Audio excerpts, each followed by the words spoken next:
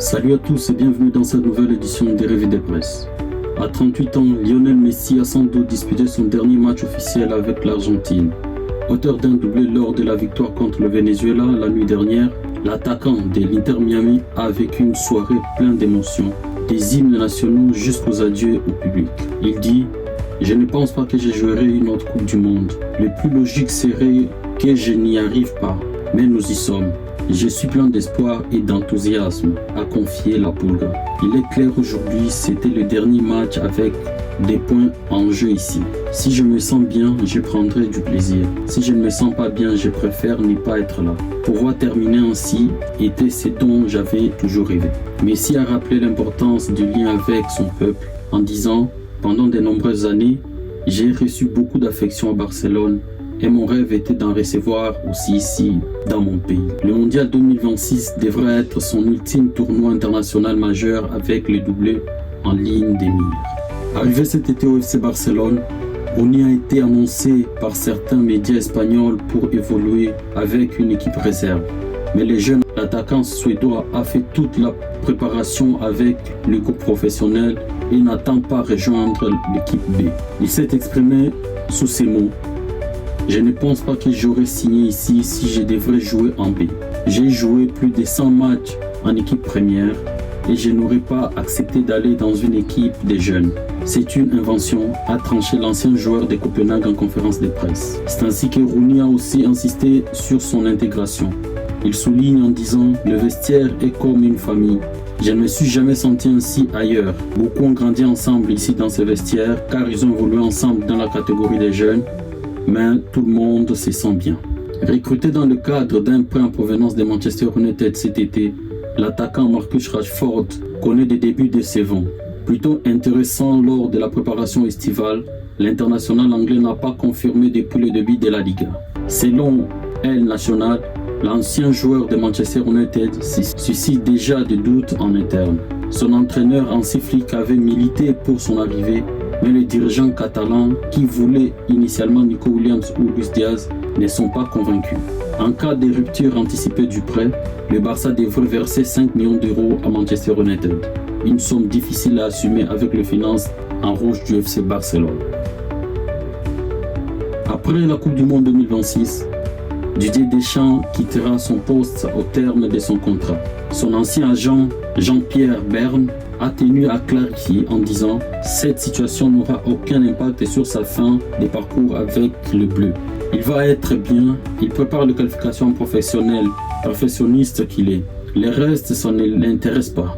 L'enjeu de la Coupe du Monde 2026, ce n'est pas uniquement de savoir que ça sera la dernière de Didier Deschamps, a-t-il souligné dans Le Parisien. » Kylian Mbappé a livré sa réflexion sur le rythme imposé aux joueurs. De son côté, Vicente Lizarazu alerte en disant dans quel état seront les Bleus après une saison, après plus de 60 matchs. Avec ces cadences, on frôle les non-sens. Le corps a ses limites et le mental également, souligne le journal L'Équipe. En démonstration, l'Espagne a facilement surclassé la Bulgarie 3-0 ce jeudi lors des éliminatoires de la Coupe du Monde 2026.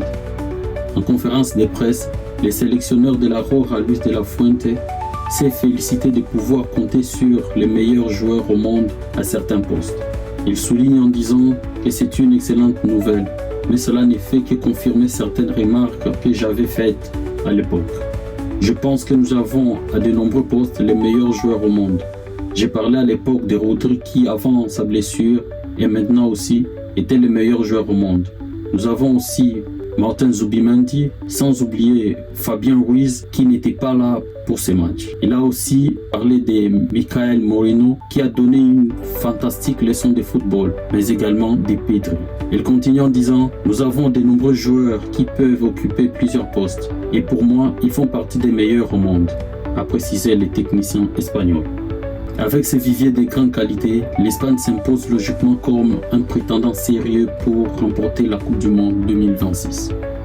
Passé en France sur le banc de l'Olympique de Marseille et de Lille, l'actuel sélectionneur de l'Uruguay, Marcelo Bielsa, n'a pas laissé un grand souvenir à Frédéric Antonetti.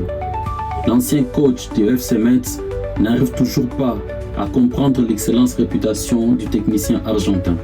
Il dit C'est un personnage un peu particulier. J'aurais adoré jouer contre lui parce que c'est une facilité. Franchement, tactiquement, c'est très facile, c'est très faible. Meilleur entraîneur du monde après Guardiola, mais bon, je n'ai pas vu ça. Rappelez-vous, quand il quitte Marseille, il perd 1-0 contre Caen. Il s'est fait manger. C'est très déséquilibré, des espaces énormes. Je pense que c'est un homme bien, sincère, honnête, mais quand on voit jouer ses équipes, ce n'est pas le haut niveau, a tranché le Français dans les colonnes du magazine SoFoot. Retraité depuis l'an dernier, Toni Kroos n'a pas manqué à réagir au transfert record de l'attaquant Alexander Isak à Liverpool pour 145 millions d'euros hors bonus sur ce mercato estival. Dans son podcast avec son frère Félix, l'ancien milieu de terrain du Real Madrid a jugé ce montant excessif en disant « Je dirais que, grosso modo, la moitié de nos auditeurs n'ont jamais entendu parler d'Isak, a lancé le champion du monde 2014. » Avant de rappeler que les Suédois n'avaient laissé aucun souvenir marquant lors de son passage au Borussia Dortmund en Allemagne. Il continue en disant « Oui, c'est beaucoup d'argent, sans doute. » La réponse d'Alexander Isak, elle sera sans doute sur le terrain. Annoncé dans le viseur des Beşiktaş et Fenerbahçe sur ce mercato estival, David Alaba n'envisage pas quitter le Real Madrid. Selon Fotamak, le milieu polyvalent autrichien a fait savoir qu'il voulait poursuivre son aventure en Espagne. Les clubs turcs espéraient profiter de l'ouverture du marché jusqu'au 12 septembre pour tenter un coup. Fenerbahçe a même étudié l'option d'un prêt avec obligation d'achat. A priori, l'ancien joueur du Bayern Munich se dirige vers un départ libre en fin de saison. Transféré à l'AC Milan pour 37 millions d'euros lors du mercato estival, Christopher Nkunku est revenu sur son choix de rejoindre le club lombard. L'attaquant français a expliqué avoir accepté rapidement la proposition en disant « La première fois que j'ai entendu parler de l'AC Milan, c'était spécial pour moi. Je n'ai pas trop réfléchi, j'ai dit oui immédiatement. Je voulais juste entendre parler du projet et c'est arrivé », a confié l'ancien joueur de Chelsea aux médias du club italien. Est-ce un bon endroit pour se relancer en vue de la Coupe du Monde 2026 ? L'AS Monaco a repoussé une approche tardive de l'AC Milan pour Thilo Kehrer lors du mercato estival. Le club de la Principauté a fermé la porte à tout départ dans les derniers jours de la fenêtre. Selon Fabrizio Romano, la formation lombarde a d'abord sondé un prêt, puis un transfert sec, mais sans succès. Monaco considère les défenseurs polyvalents allemands comme non transférables afin de préserver la stabilité de sa ligne arrière après la vente de Wilfried Singono à Galatasaray. Voilà pour la fin de cette édition. Merci pour votre attention et bonne journée à tous.